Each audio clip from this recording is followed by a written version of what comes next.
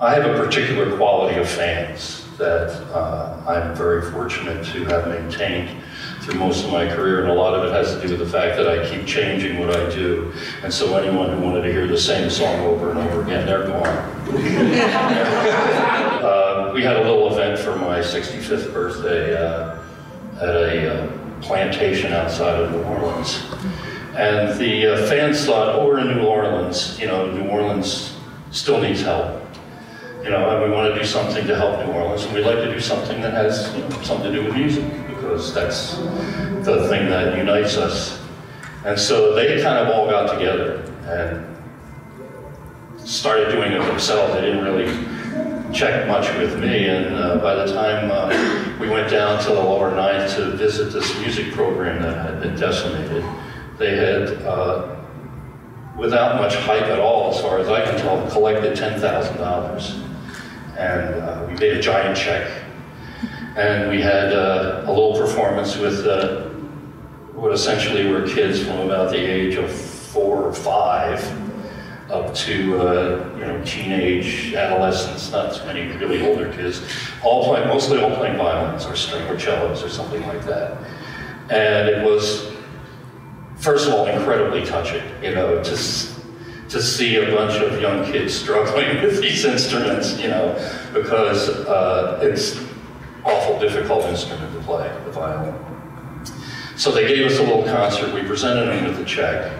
It was such a high for everybody that fans didn't want to give up on it. You know, they said, we have to do this again. We have to find more reasons to do stuff like this. And so I was approached by some fan representatives, and they said, we've got this idea, we want to start a foundation. And the name of your new foundation? It's called The Spirit of Harmony. It's a line from a Utopia song called Sing, Ring, and Glass Guitar. This one is a little bit different, I think, in some ways, in that it wasn't like we were looking for a problem to solve. And the function of it will be ostensibly music education, but try and fill in some of the gaps that some of the larger programs don't necessarily get to.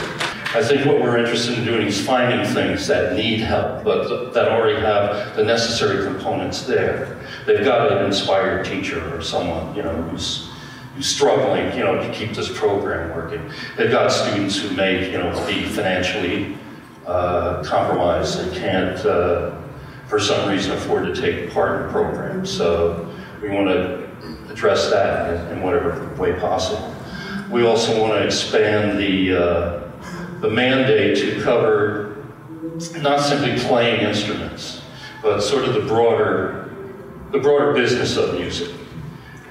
You can't play something unless somebody has written something. You know, there always seems to be less emphasis on composers and things like that. And that was always a more difficult thing to kind of tutor until we had computers and iPads and things like that. And now many people are self-educated in music because they have access through a computer and they have tools on the computer to make music. So it isn't necessarily, sometimes a computer is the more appropriate thing to donate than a musical instrument. Then further on, we want to utilize the program to identify individuals who are most benefiting from this and who need the help to progress onwards, you know, to actually potentially turn their musical interest into a career and to help get them connected to the various entities that they would need to know about in order to further their career. So in some sense, we're less bricks and more mortar. You know, we're trying to fill in the cracks in, you know, some of the larger programs. They can, you know, come in and really transform a place. We're just there to kind of add consistent, constant support, help identify particular problems, and help solve those problems. I think the other trick to Todd's new foundation, because I know those fans, and they are absolutely fearless.